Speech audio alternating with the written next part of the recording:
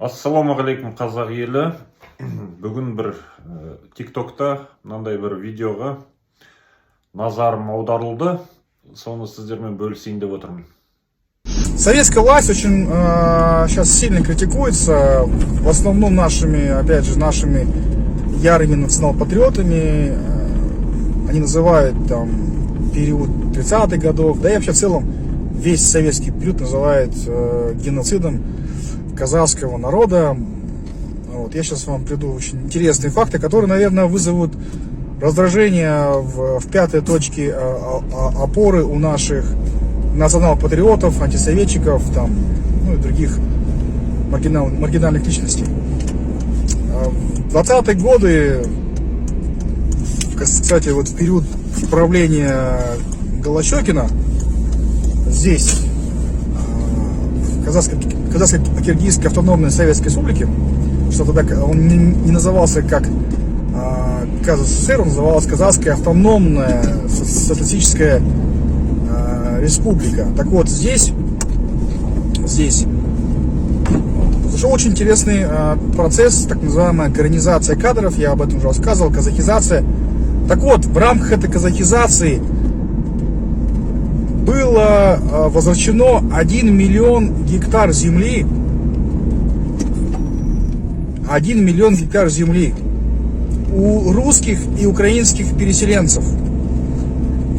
И землю, которую они вернули, советские органы, вернули, грубо говоря, отдали казахам, если вкратце, казахам. Ну а тех, у кого отняли землю в 20-е, это было середина 20-х годов, вторая половина 20-х годов, вот именно у тех, у кого эту землю отняли, советские партийные органы, вот, их отправили обратно по месту жительства, там, где они родились, то есть в Россию, на Украину. И всего было выдворено за пределы Казахстана 700 тысяч человек. Вот такой вот факт. И это называют... И это было тот самый период, когда вот, тот самый период, который сейчас называют геноцидом нашего народа. Мало того, даже судили, были суды, судили ОГПУшники, судили тех партийных деятелей, которые сопротивлялись этому процессу, которые отказывались возвращать землю казахам. За это были суды, очень серьезные наказания, вплоть до расстрелов. Вот такая вот интересная история. Поэтому, когда нам расскажут про геноцид советского правительства в отношении казахов, всегда надо изучать историю очень внимательно. Өздеріңіз көргендей, қылышынан қаны тамып тұрған кеңес одағы құлағанның өзінде мына колонизаторлармен тәрбиеленген тұқым әлі де бар. Өз тілін білмейтін, өз мәдениетін, салт дәстүрін білмейтін, жаңағы видеода көрген жігіт сияқты адамдар өте көп. Бұлар жаңа коммунистер, Совет одағын, Совет өкіметін қолдап жүретін, ешқандай ашаршылық болған жоқ, геноцид болған жоқ деген сияқты өзінің пікірлерімен бөлісіп жүретін адамдар. Әлеуметтік желіде бұндайлар өкінішке қарай өте көп. Бұл жігіт айтып отқаны жаңағы қазақтарға жерлер қайтарылып берді, Украин, Ресей переселендері отандарына, тарихи отандарына қайтарылды деген сияқты миға қонбайтын бір әңгімелер айтып отыр. Мына Туркестан под властью Советов деген Мұстафа Шоқайдың кітабын оқуға кеңес берер едім мен ол жігітке. Бұл кітап досым Сатпаевтың қолдауымен осы жарыққа шықты. Мұстафа Шоқай Алаштың қайраткері, Францияда жазған кітап бұл. Кейін мынау, қателеспесем, 2017 жылы жарыққа шықты бұл кітап. Кейбір абзацтарын оқып берейін, үзінділерін. Міне, 10-ші бетте былай жазылған. Несмотря на просьбы и протесты казахов, их выгоняют с насиженных мест с богатым сенокосом, хорошей водой и лесом, устраивают их в колхозы без воды, без леса и с негодной для пахоты землей и так далее. Казахстанская правда от 23 октября 1933 года. Міне, мен өзіме керек жерлерін түртіп қойдым, маркермен сызып. Не болмаса міне, что специалисты казахи намеренно не допускаются к работам, над ними издеваются и так далее. Казахстанская правда от 21 февраля 1935 года. Караганда из каменноугольного гиганта в глазах туркестанцев превращается, как и трест, таджик, золото и многие другие, в очаг национального издевательства, дейді. Мұстафа Шоқай бабамыз жазып отыр бұны. Не болмаса міне, в техникуме города Каракола, Пржевальск, слушатели 55, вместо планового задания в 105. Из них киргизов всего 9, русских 35. В техникумах Фрунзе, Пишпектит, Джалалабада всего 172 учащихся, из них киргиз 50. На 2 первых курсах преподавания ведется частью на киргизском, частью на русском языках. На 3 курсе по программе последнем все предметы обязательно на русском языке. И вполне естественно, что учащиеся киргизы отсеиваются. Киргизский национальный техникум выпустил к 1 июля 1935 года 11 педагогов, и все они оказались русскими.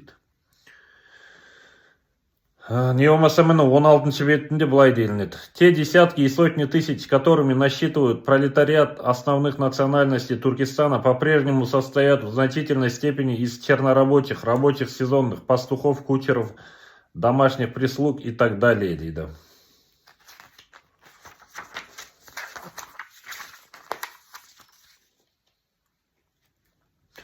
Совершенно естественно говорит на том же самом 10-м съезде партии Затонский, что если бы мы в ущерб окраинам укрепляли центр, то мы поступили бы правильно. Если бы нам нужно было бы для укрепления его даже ограбить окраины, то мы пошли бы и на это, дейді.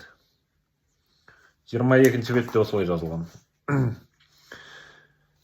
24-ші бетінде былай делінеді. Когда он рассказывает, что население Туркестана ограблено и порабощено во всех отношениях, он ссылается на тексты Турара Рыскулова и Сорокина. Эти господа сыграли важнейшую роль в жизни Туркестана.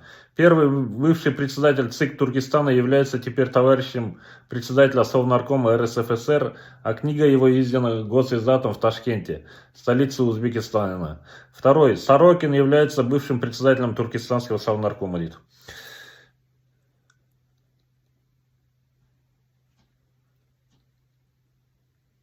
Свидетельство о том, что сотни и сотни тысяч туркестанцев пали жертвой режима, вымерли. Доказательство, что местная администрация в громадном большинстве заполнена русскими и в очень ничтожном проценте туземцами. Осындай ақпараттар берілген осы кітапта. Міне 33-ші бетінде бітеді. Включение в настоящее время мусульман в органы высшей краевой революционной власти является неприемлемым. Какая же это была власть в мусульманской стране без мусульман? За ответом обратимся в маленькой брошюрочке некоего Тагеева «В долине роз и крови», выпущенной с государственным издательством в Москве, 1927 года. Приходит красноармеец и отбирает лошадь без всякой оплаты, и бедняк с семьей остается голодный на произвол судьбы. Под предлогом, что будут обирать баев богатых, обобрали всех, все 84-тысячное население города Намангана. Конфисковали весь наманганский товар, до замков включительно. Говоря о голоде среди туземного населения, в частности среди казахского, Турар Рыскулов свидетельствует, что один из заслуженных руководителей Октябрьского переворота в Туркестане Таболин на заседании Туркестанского Центрального исполнительного комитета заявил прямо, что киргизы, казахи, как экономически слабые с точки зрения марксистов, все равно должны будут вымереть. Енді осындай құжаттардан кейін, мынаның бәрі құжаттардан алынған нақты ақпараттар. Осындай құжаттардан кейін не дейсіздер енді? Кеңес үкіметі қазақтарды қырған ба, қырмаған ба? Қалай ойлайсыздар? Дәлелдер бар, оған мыңдаған дәлелдер бар. Бірақ өкінішке қарай колонизаторлармен тәрбиеленген, мәңгүрттенген ұрпақ оны мойындамайды.